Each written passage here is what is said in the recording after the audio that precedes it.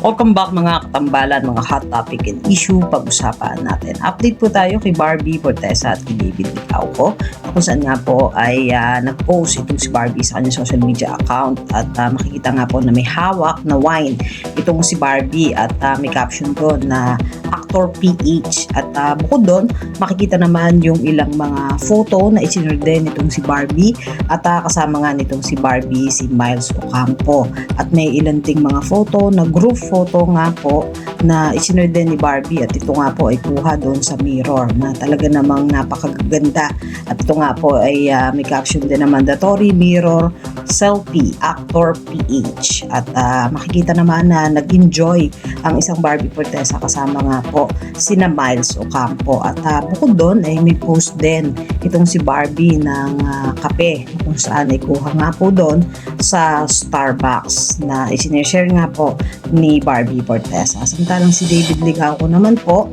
ay may sinare naman din para po sa Vitamilk na mga inumin at bukod doon si David nga po ay may photo din na kuha naman sa Tagaytay na kung saan ay napakagwapo nga po ng pambansang Ginoo na sinishare din niya at makikita naman na talaga namang nag-enjoy itong si David doon sa pagpunta niya sa Tagaytay. Naman po ay makikita naman gabi-gabi sa Never Say Die na kung saan ay pinagbibidahan nila ni Miss Jillian Ward na ipinapalabas nga po sa GMA Prime. Po yung mga update natin ngayon kay David at kay Barbie. Kayo mga katambalan, ano masasabi nyo? Comment lang sa comment section at pag-usapan natin. Yan ang mga hot topic and issue dito lamang sa Tambalang JK.